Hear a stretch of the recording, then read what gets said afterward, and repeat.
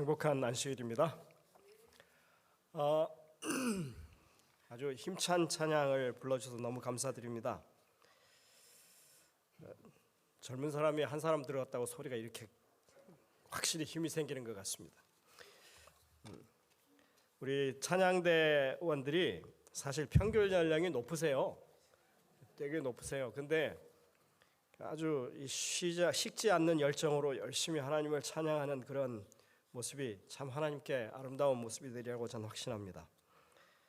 더 우리가 마음을 다해서 주님을 찬양하는 그런 일들이 계속 되어지기를 간절히 소망합니다. 행복한 안식일에 이 자리에 함께 하신 우리 모든 성도님들을 진심으로 환영합니다.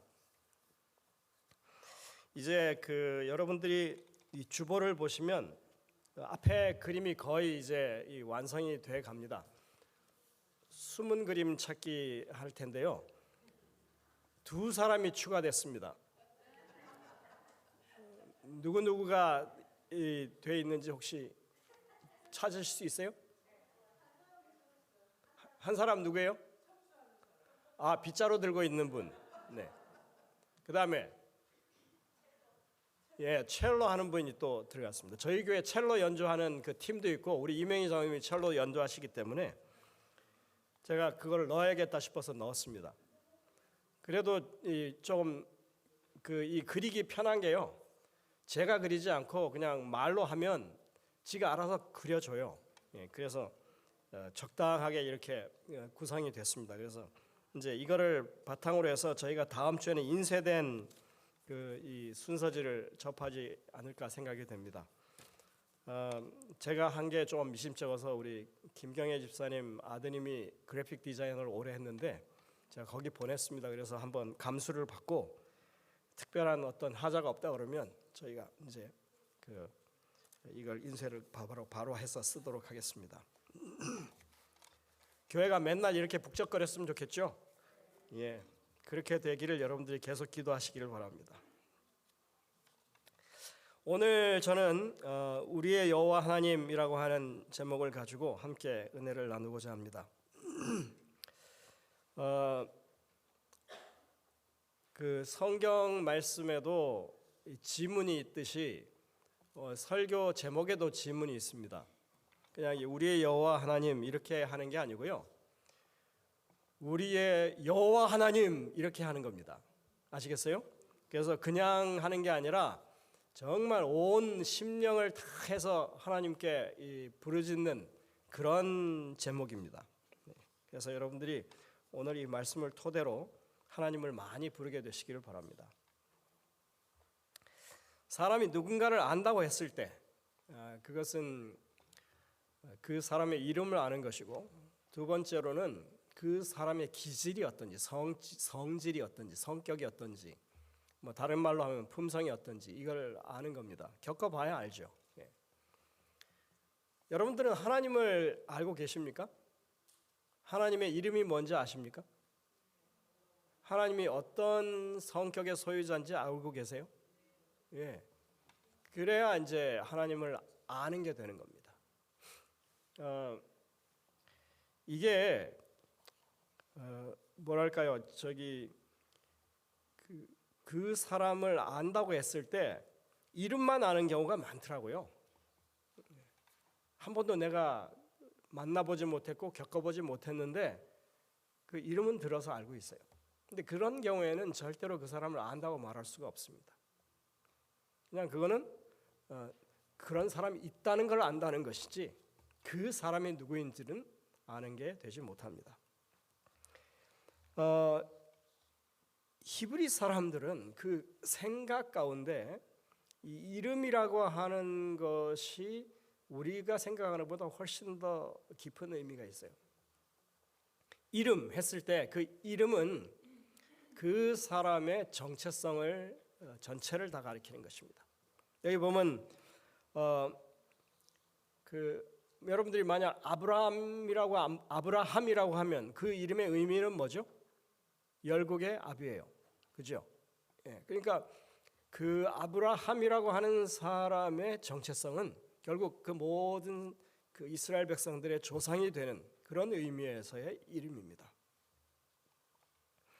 그 다음에 그의 성품을 나타내고 그 다음에 그의 삶의 방향을 이렇게 보여주는, 그래서 그 사람은 이런 삶을 사는 사람이야, 이렇게 하는 거에 되는 거죠. 우리가 하나님은 사랑이시라 했을 때 하나님의 우리를 대하시는 이 존재 방식이 끝없는 사랑으로, 무한한 사랑으로 우리를 아끼시는 그런 모습을 보여줍니다. 그분의 성품이 바로 사랑이기도 하고 그분의 존재 양식이 우리를 사랑하시는 그런 모습입니다. 제 이름이 김휘상입니다. 그건 아시죠? 최근까지도 제 이름을 모르는 분들도 계셨으리라고 생각은 됩니다. 근데 제 이름이 무슨 뜻인지는 아세요? 이걸 아셔야 되는데, 그래야 제 삶의 방향을 아시는 거예요. 제 그 이름은 그 쇠금자, 금금자, 쇠금자죠.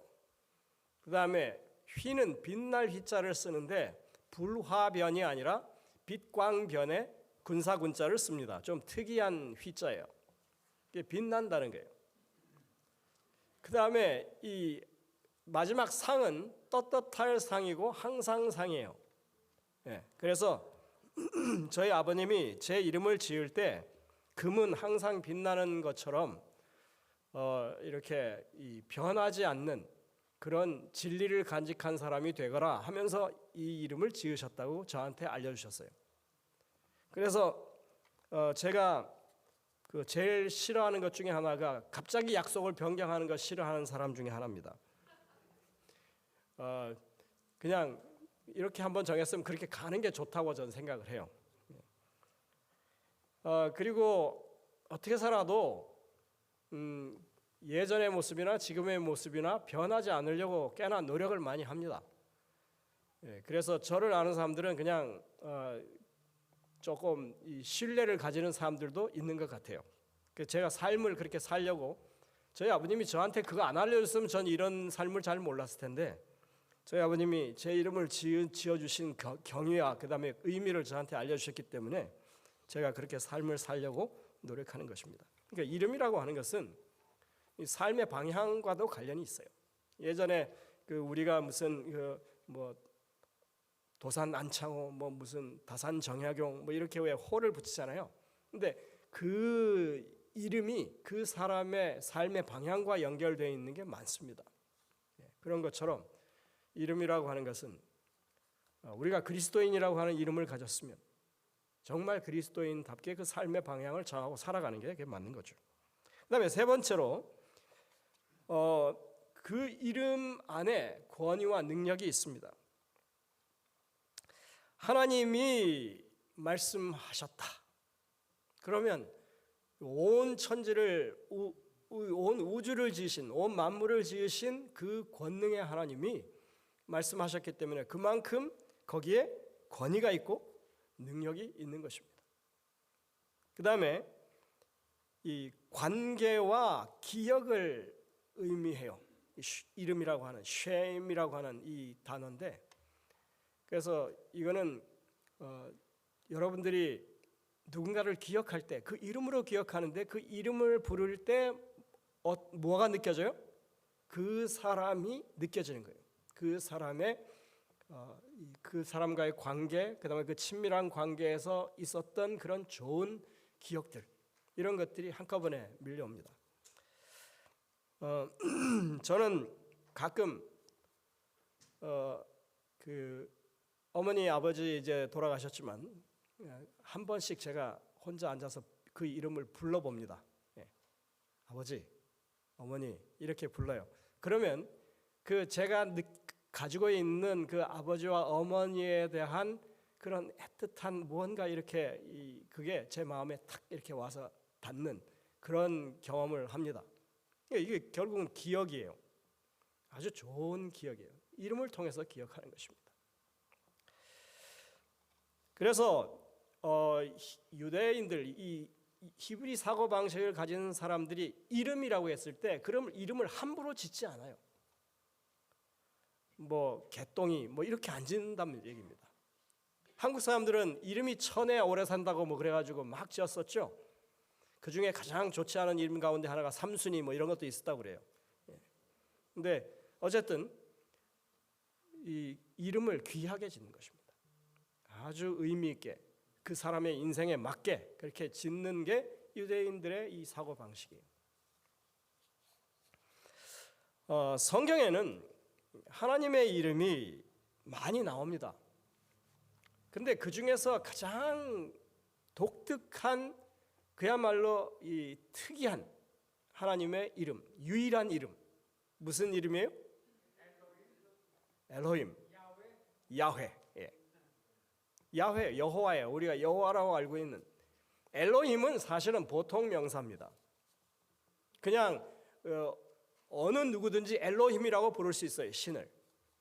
그런데 그 많은 신들로 불려지는 그런 그 사람들 가운데 여호와로 불려지는 신을 가진 나라는 오직 누구밖에 없어요? 이스라엘 유대인들밖에 없어요. 그래서 어떻게 보면 이 엘로힘 여호와, 야훼 엘로힘 하는 이런 이 표현, 여호와 하나님, 야훼 하나님 하는 이 표현은 오직 이스라엘 백성들이 하나님을 부를 때만 쓰는 그런 이름이라고 하는 것을 우리가 생각해 볼 수 있어요.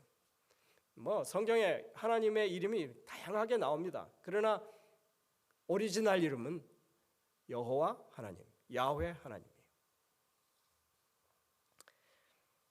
그런데 이 유대인들이 가지고 있는 여호와 하나님, 야훼 하나님을 그들이 부를 때 사실 그들의 개념에는 그 하나님의 속성, 품성, 기질, 특성 이 모든 것들이 그 야훼 하나님이라고 하는 그 이름 가운데 사실은 들어있는 거예요. 그래서 우리가 여호와 하나님을 섬긴다고 이야기했을 때 우리가 하나님을 어떻게 아느냐? 그 이름으로 아는 거예요. 그 이름이 어떤 하나님을 말하고 있는지를 통해서 우리가 그 하나님을 알게 되는 것입니다. 성경에서 하나님이 누구이신지 그 이름을 통해서 가장 잘 드러내주는 말씀이 있습니다. 그게 바로 오늘 성경 본문입니다. 출애굽기 34장 5절부터 7절에 있는 말씀입니다. 여호와께서 구름 가운데 강림하사 그와 함께 거기 서서 여호와의 이름을 반포하실세. 여러분들 이게 모세가 첫 번째 그 시내산에 올라가서 십계명을 받을 때입니까? 두 번째 올라가서 십계명을 받을 때입니까? 두 번째입니다. 이미 한번 내려갔다가 뭐 하는 거 봤어요? 금송아지 만들어 놓고 우상 숭배하는 거 봐서 모세가 화가 나서 그걸 던져서 깨트렸죠. 그리고 다시 이제 하나님이 올라오라고 해서 올라가서 지금 두 번째 하나님을 뵙는 거예요. 자, 이런 상황에서 여호와께서 그의 앞으로 이제 지나가시면서 반포하시되 여호와로라 여호와로라 자비롭고 은혜롭고 노하기를 더디하고 인자와 진실이 많은 하나님이로라. 우리가 뭐 너무나 잘 아는 성경 구절입니다. 여호와라고 하는 이름이 어떤 특성을 가진 분인지를 여기서 설명해 주고 있어요. 하나님이 그걸 그렇게 스스로 선언하시는 거예요. 이 여호와는 어떤 하나님이에요? 자비가 많고 은혜가 많고 그 다음에 노하기를 더디하고 그 다음에 인자와 진실이 많은 그런 하나님입니다. 그러니까 우리가 하나님, 여호와 하나님 부를 때는 그 모든 요소가 내 마음 가운데 그런 하나님, 우리가 어머니, 아버지 부를 때처럼 그 이름 가운데 이제까지 살아왔던 모든 삶의 여정에서 내가 깨닫고 느꼈던 그 어머니, 아버지의 그 이 향취가 내 가슴에 탁 이렇게 느껴지는 것처럼 우리가 여호와 하나님 할 때는 자비롭고 은혜롭고 노하기를 더디하시고 그 다음에 인자와 진실이 많으신 하나님이라고 하는 것이 그냥 가슴에 자연스럽게 배어들어야 하는 것입니다. 그게 우리가 하나님의 이름을 부르는 이유예요.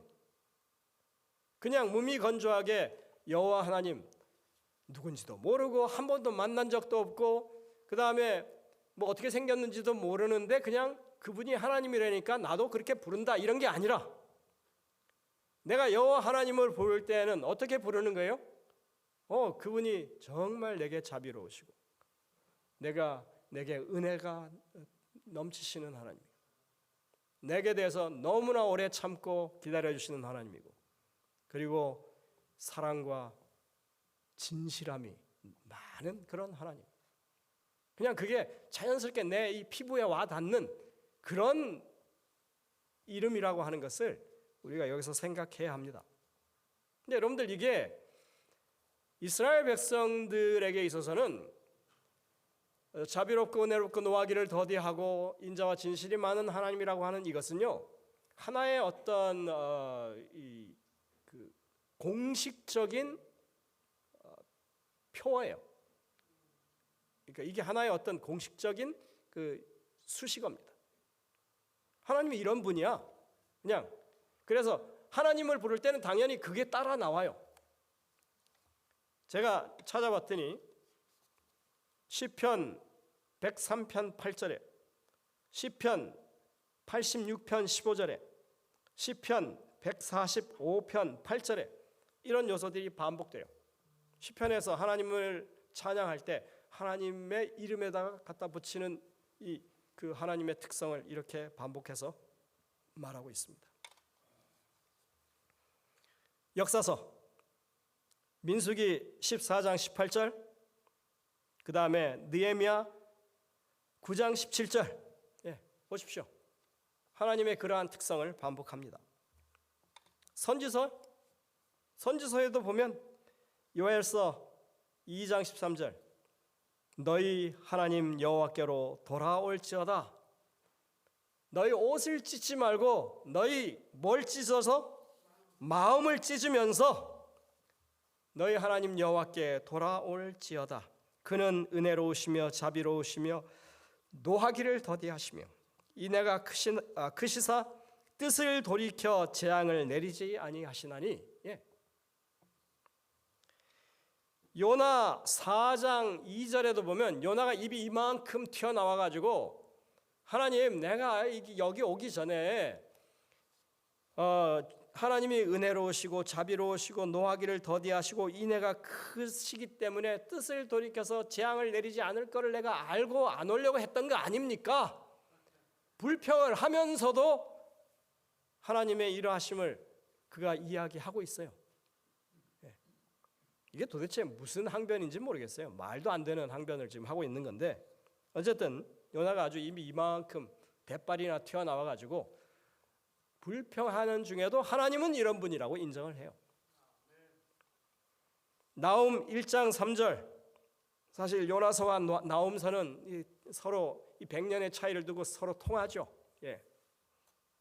요나가 니느웨 성에 갖고 이제 멸망할 거야 이렇게 했는데 실제로 하나님께서 그들이 회개하니까 그걸 돌이켜 주셨다가 다시 100년 후에 여전히 다시 그렇게 멸망할 처지에 이르렀을 때 나움 선지자를 보내서 그들에게 말하는 이야기죠.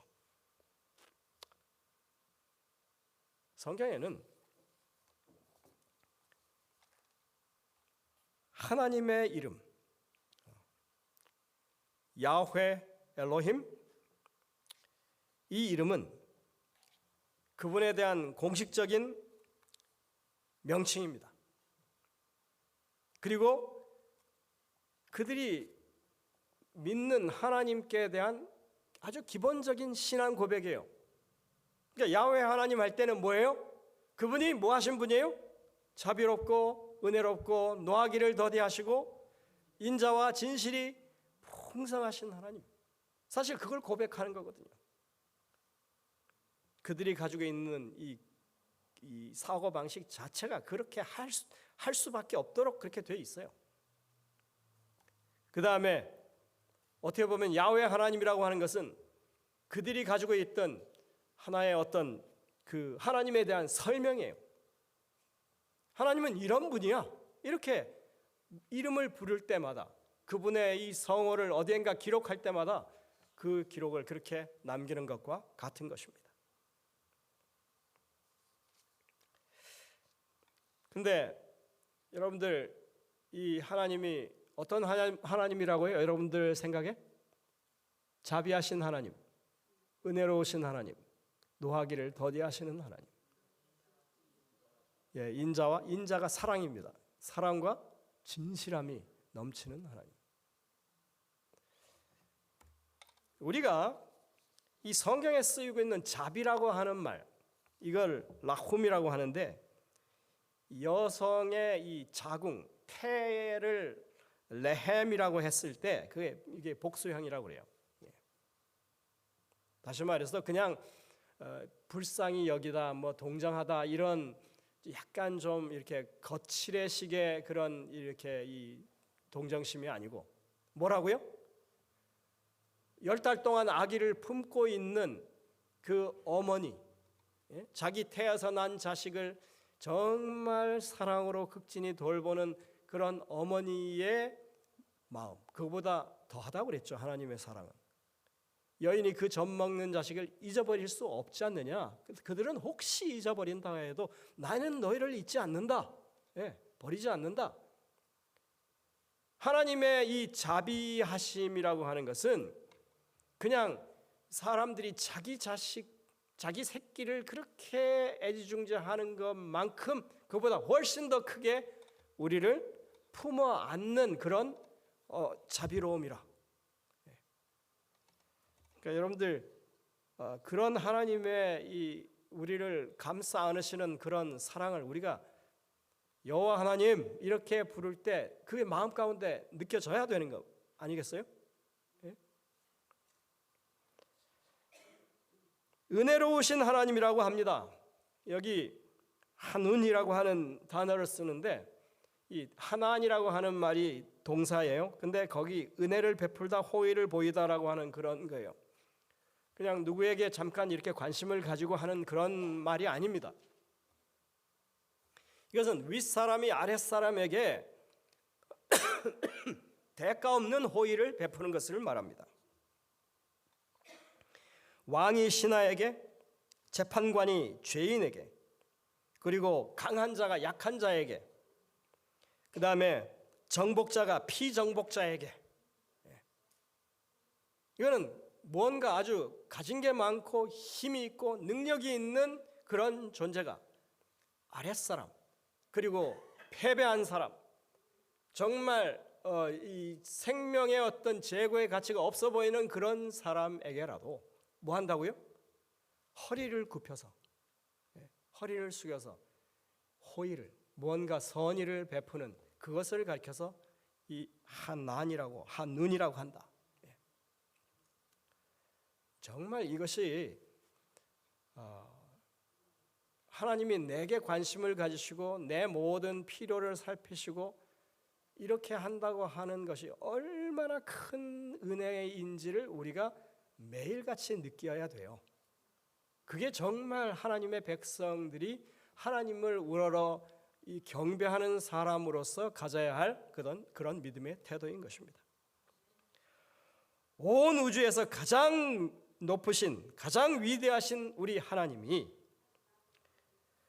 우리 인생에 정말 그 어디에서도 도움을 얻을 수 없는 그런 곤란한 처지에 우리가 놓여 있을 때조차도 우리를 기꺼이 허리 숙여 도우실 수 있는 분이라고 하는, 유일한 분이라고 하는 것을 우리가 마음에 깨우칠 때 그제서야 은혜로운 하나님이 우리의 하나님이 되시는 것입니다. 노하기를 더디한다고 했습니다. 오래 참으신다는 것이죠. 여러분들 성경의 역사를 보시면 인간의 역사는 배도의 역사입니다. 반역의 역사예요. 그런데 하나님은 언제나 우리를 가까이 하시고 구원하시려는 일을 하십니다. 계속해서 하나님의 명령을 따르지 않고 엇나가고, 그리고 하나님께서 원하시는 일보다는 하나님이 싫어하시는 일을 더 찾아 하는 그런 대상들을 향해서 오래 참으시는 하나님의 역사가 곧 인간의 역사입니다.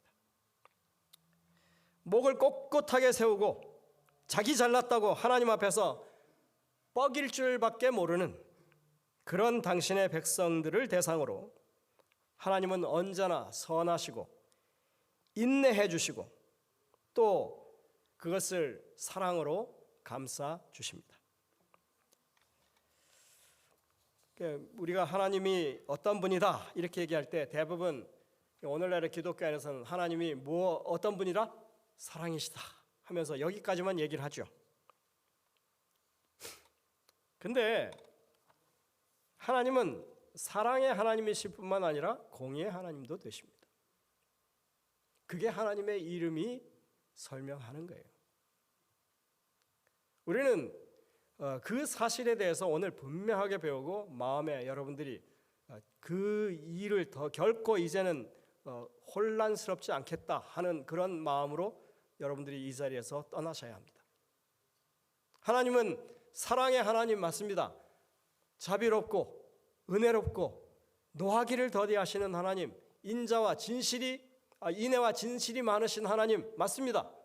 그런데 하나님은 또 어떤 하나님이시라고요? 공의의 하나님이시라고요.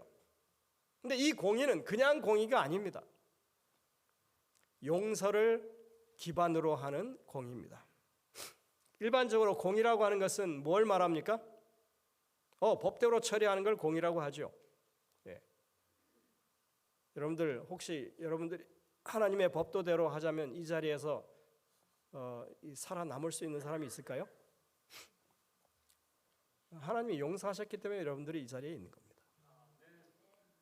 그러니까 하나님이 말씀하시는 공의와 정의는 항상 먼저 이 사랑으로 용서하시고 감싸지 않으시는 그 일이 먼저 우선이 되고 있다고 하는 것을 우리가 알아야 합니다.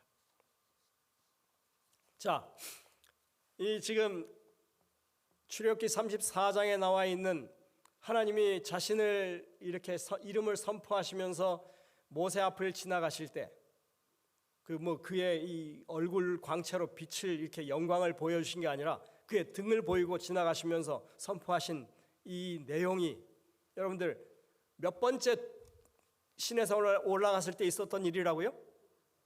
두 번째. 첫 번째 올라갔을 때 하나님께서 뭘 주셨어요? 십계명 주셨어요. 그래가지고 그것을 돌비 하나님께서 친수로 새기셔서 그것을 들고 내려오다가 지금 그 하나님은 모세와 만나서 우상 숭배하지 말라고 하는 십계명을 주고 계신데 밑에서는 뭐 하고 있어요 지금? 금송아지 만들어 놓고 우상 숭배하고 있어요. 이런 정말 어처구니 없는 이런 배도 말도 안 되는 이런 반역 이런 일들을 하고 있는 그 대상들을 향해서 하나님께서 사실은 다시 모세를 이 위에 부르신 다음에 내가 어떤 존재인지에 대해서 다시 한번 되새겨 주시는 말씀이 오늘 본문의 말씀이에요. 여호와의 이름을 분명하게 그것이 무엇을 의미하는 이름이고 하나님이 어떤 방식으로 사람을 대하시고 존재하고 계시는지 그것을 우리에게 말해 줍니다. 그 여호와는 자비롭고 은혜롭고 노하기를 더디하고 인자와 진실이 많은 하나님이시라고. 그게 하나님의 본질이라고 그걸 말해 줍니다. 그때 그 이야기를 들은 모세가 곧바로 엎드려서 하나님께 이렇게 간청합니다. 가로되 주여 내가 주께 은총을 입었거든 원컨대 주는 우리 중에서 행하옵소서. 이는 목이 곧은 백성이니이다.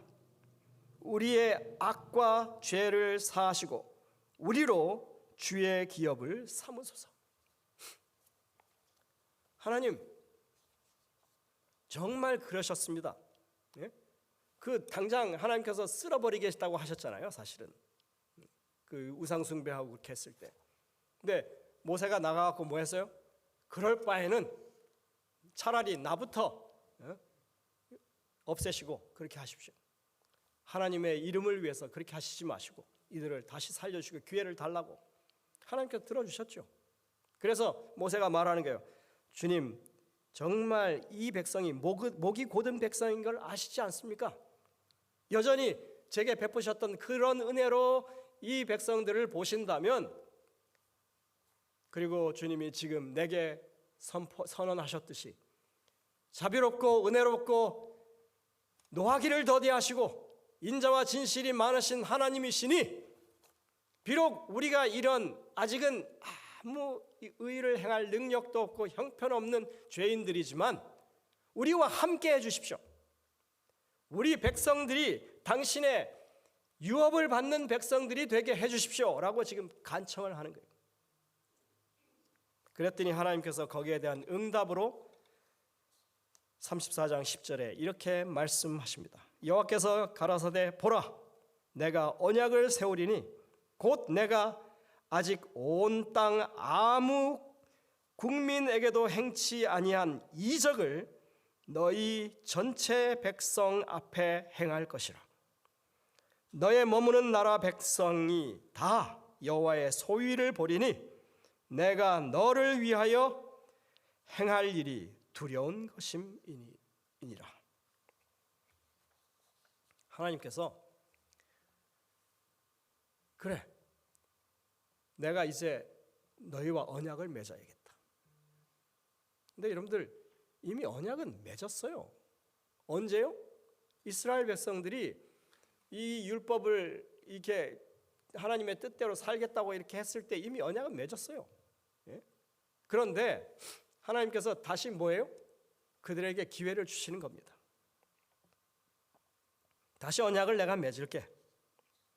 그리고 너희는 내가 이제 인도하는 모든 땅에 갈 때마다 다른 백성, 다른 민족에게는 행하지 아니한 아주 큰 일을 계속 내가 행할 텐데 그 백성들이 다 보고 떨 거야. 그러면서 하나님이 내 백성답게 살아야만 해 하시면서 그 다음 구절부터 보면 십계명을 그대로 다시 말씀하십니다. 아니, 출애굽기 24장에서 이미 십계명 다 말씀하시고 친수로 기록해 주셨잖아요.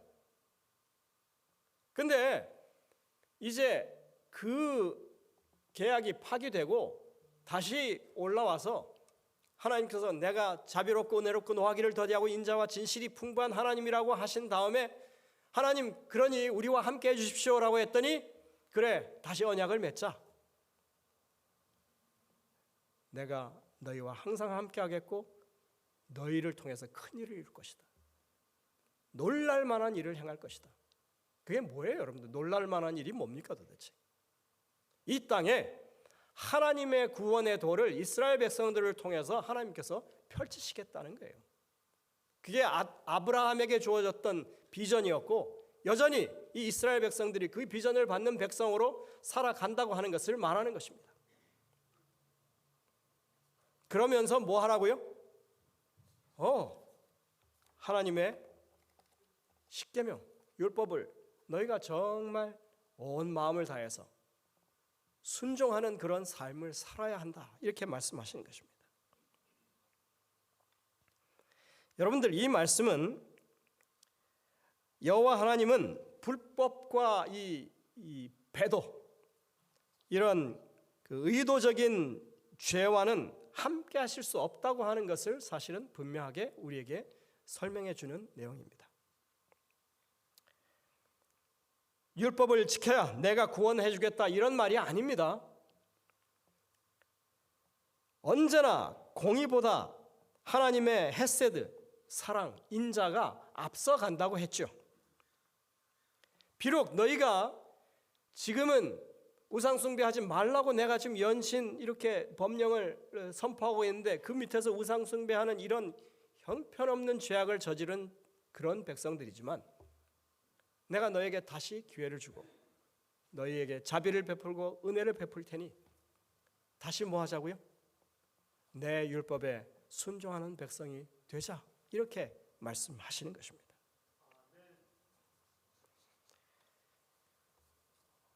여러분들, 하나님이 무한정으로 사랑하시니까 우리는 무한정으로 죄를 지어도 될까요? 하나님 뭐 언제든지 용서하신다고 그랬으니까 실컷 죄 짓고 돌아와가지고 내가 죽기 전에 회개만 하면 되지, 이렇게 하면 될까요? 세상에 그런 생각하는 사람들 많더라고요. 시편 5편 4절부터 6절 보시면 주는 죄악을 기뻐하지 아니하시니 악이 주와 함께 유하지 못하며 오만한 자가 주의 목전에 서지 못하리이다. 이 성경에 아주 뚜렷하게 계속 반복되는 얘기잖아요. 하나님이 자비롭고 은혜롭고 노하기를 더디하시니까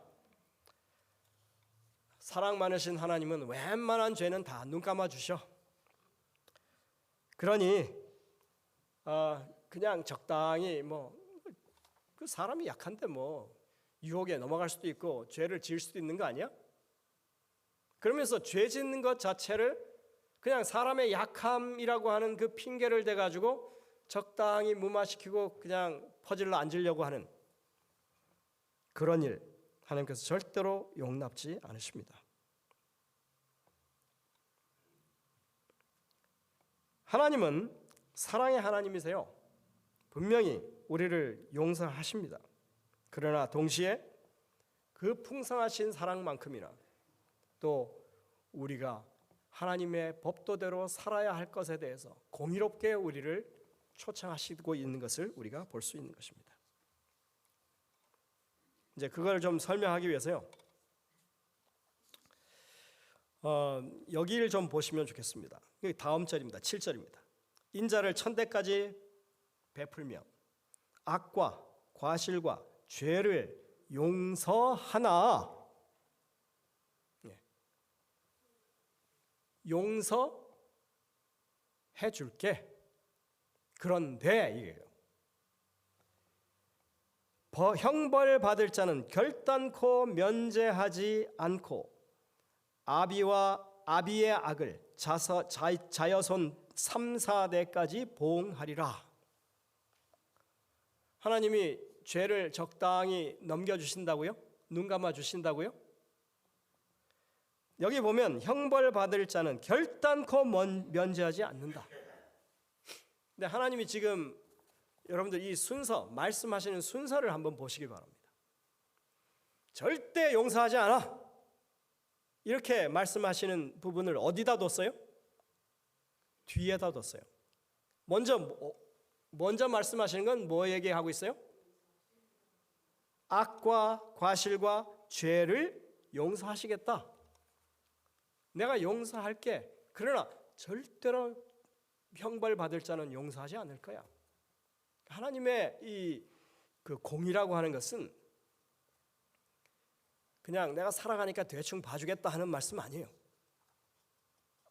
하나님의 공의는 하나님의 용서를 거부하고 하나님의 뜻을 거슬러서 불법을 행하고 결국은 멸망당할 사람들은 그것을 돌이킬 수가 없다고 하는 것을 분명히 밝히고, 그것이 하나님의 공의라고 하는 것을 말씀하고 있는 것입니다.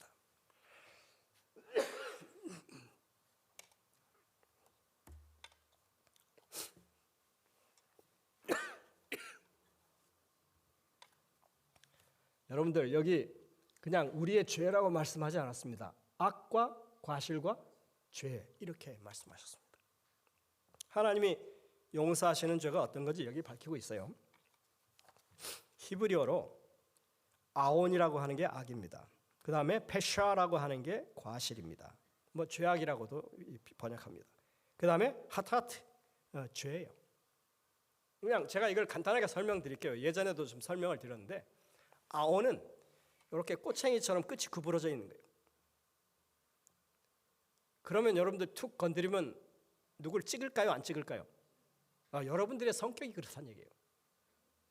태어날 때부터 그렇게 생겨 먹었어요. 그래갖고 이걸 숨겨야지, 이걸 드러내놓고 누군가를 건드리면 상처를 입히는 거예요. 아원이라고 하는 것은 우리가 아주 이 본성적으로 못돼 먹었다고 하는 걸 가리키는 거예요. 두 번째, 페샤라고 하는 것은 뭐냐면 의도적으로 범죄하는 거예요. 이게 아닌 거 알아요. 그런데도 홧김에 에이 하고 그냥 이렇게 욱하고 하는 겁니다. 이런 걸 패시하라고 해요. 그 다음에 여기 마지막에 있는 하트는요,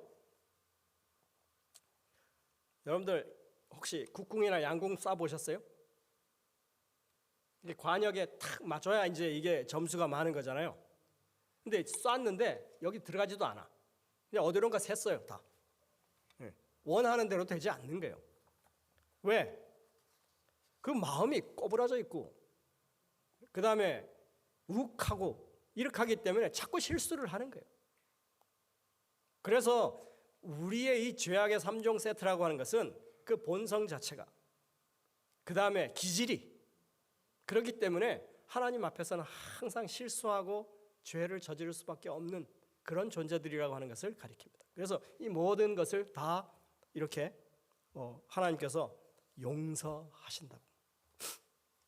그러니까 우리가 할 수 있는 모든 이 죄악의 범주가 여기 다 들어있어요. 그런데 하나님은 그런 사람이라도 뭐 하신다고? 용서한다고요. 그게 하나님의 이 용서가 우리를 이렇게 먼저 용서하시고 우리를 그렇게 당신의 자녀로 삼아주시는 것은 우리가 심지어 그런 상황에 있는 사람이라도 그걸 해주신다고요. 그런데 그러니 계속 그러자고요? 아니요. 하나님의 구원의 은혜를 이제 맛보고 우리가 어떻게 그분의 사랑 때문에 우리가 구원을 받고 영생을 얻게 됐는지 그것을 깨닫게 됐으면 뭐 하라고요? 하나님의 법도에 순종하며 사는 사람들이 되려고 그렇게 작정하면 된다고요. 근데 그러지 않아도 된다고 가르치는 사람들이 있습니다. 그 사람 본성이 그런데 그거 어떡할 거야? 그냥 되는 대로 살아야지. 하나님께서 그것도 다 눈 감아 주신다고 하지 않아? 여러분들 그런 말씀이에요? 로마서 2장에 보면 이렇게 말합니다.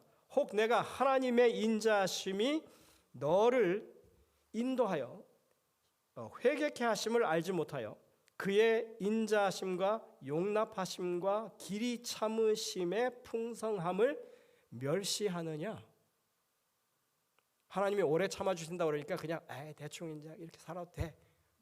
그러면서 하나님의 그 자비와 은혜와 그 오래 참으심을 그렇게 무시할 수 있느냐? 우리가 그렇게 가르치지 않고 제대로 하나님의 말씀에 우리가 순종해야 된다고 가르쳐야만 된다고 하는 것을 지금 말하고 있는 거예요. 자기가 노력하지도 않고 그 다음에 하나님의 성령의 이끄심에 대해서 분명한 어떤 확신을 가지려고 하나님의 말씀에 하나님의 도우심을 구하지도 않는 상황 가운데서 인간인이 어쩔 수 없다고 하는 그런 식의 사고방식으로 여전히 하나님을 신앙한다고 하는 것은 하나님의 공의를 완전히 무시하고 파괴하려고 하는 행위라고 하는 것을 말하고 있는 것입니다. 그게 어떤 거예요? 너의 게으름과 너의 고집과 회개하지 아니하려는 그런 마음을 따라하는 것이지, 그게 어떻게 하나님의 사랑을 깨달은 사람이 하려고 하는 그런 태도냐? 결국 그런 마음을 가지고 살다간 하나님의 이 용서하시는 은혜에 대해서 그렇게 무시하고 멸시하고 살다간 결국은 마지막 날에 내가 그 모든 죄값을 감당하게 될 수밖에 없다고 로마서에서, 믿음으로 말미암는 의를 이야기하는 로마서에서 분명하게 말하고 있습니다.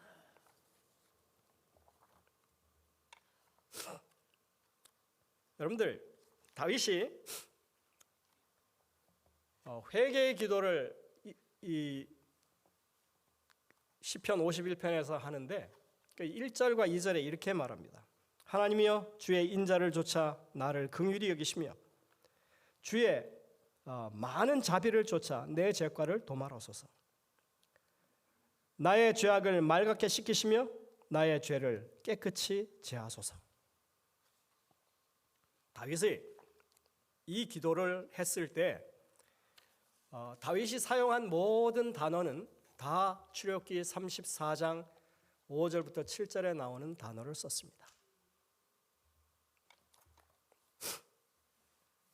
제가 이 히브리 시적인 표현을 따라서 이걸 새롭게 이렇게 배치를 했습니다. 은혜를 베푸소서. 하나님, 주의 인자를 따라 주의 많은 긍휼을 따라 내 죄악을 지워주소서. 내 죄악을 말갛게 씻기소서. 나의 죄를 깨끗이 제하소서. 여러분들 여기 사용되고 있는 이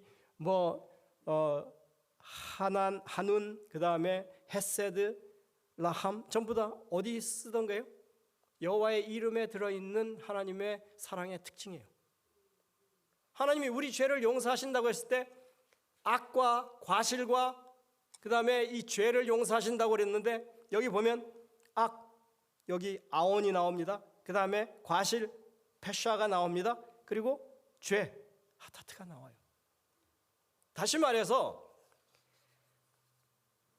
지금 이 다윗은 하나님의 용서하심이 어떤 것인지를 이 하나님의 이름 가운데서 그것을 알았던 거예요. 여호와 하나님이라고 하는 그 이름 가운데 하나님의 사랑과 용서가 어떤 것인지를 그가 분명히 깨닫고 지금 하나님의 이름을 부르고 있는 것입니다.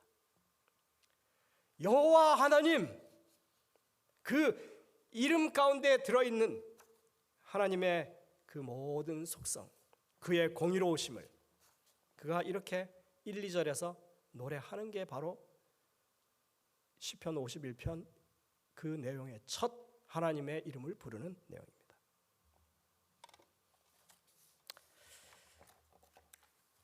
하나님을 알려면 그분의 이름을 제대로 알아야 하고 우리가 그분의 이름을 제대로 부르는 게 필요하겠죠. 창세기 4장 26절에 보면 가인이 아벨을 죽이고 이제 가인도 떠나고 그리고 이제 그 집에 셋이라고 하는 아들이 생겨나죠. 세이트 이렇게 돼 있는데 이 셋이 하나님이 대신 세우셨다는 이름이에요. 셋이 누구를 낳았어요? 에노스를 낳았어요. 그리고 에노스를 낳은 다음에 그제서야 사람들이 뭐 하기 시작했다고요? 여호와의 이름을 부르기 시작했다. 여러분들 여기엔 정말 놀라운 어떤 모멘텀이 있습니다. 그 집에 이제 아담, 셋, 에노스 이렇게 3대가 지금 살잖아요. 근데 이 아담의 이름이 뜻이 뭐예요? 사람이에요. 에노스의 이름의 뜻이 뭐예요? 사람이에요.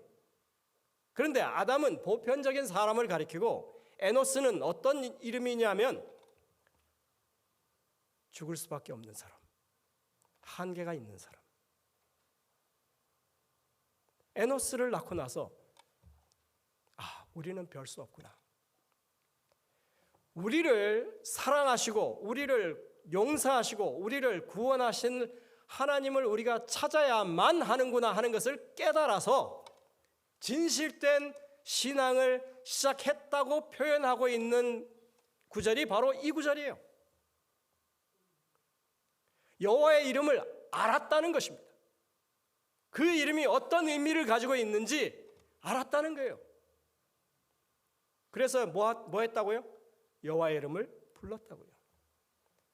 다윗이 자신의 그 죄를 볼 때 간음죄, 살인교사죄 이 여러 가지 죄명을 다 붙이면 자기는 도저히 그 문제를 해결할 방법이 없는데 그가 누구를 찾을 때에만 여호와의 이름을 찾을 때만 여호와의 이름을 부를 때에만 구원이 있다고 하는 것을 깨닫고 그가 시편 51편 참회의 시를 기록할 수 있었던 것입니다. 요엘서 2장 32절에는 이렇게 말씀합니다. 누구든지 여호와의 이름을 부르는 자는 구원을 얻을 것이다.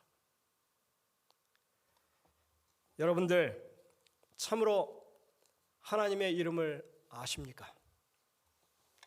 참으로 하나님이 우리에게 어떤 하나님이신지 여러분들이 분명히 확신하신다면 그렇게 여호와 하나님의 이름을 여러분들이 매일같이 부르게 되시기를 바랍니다.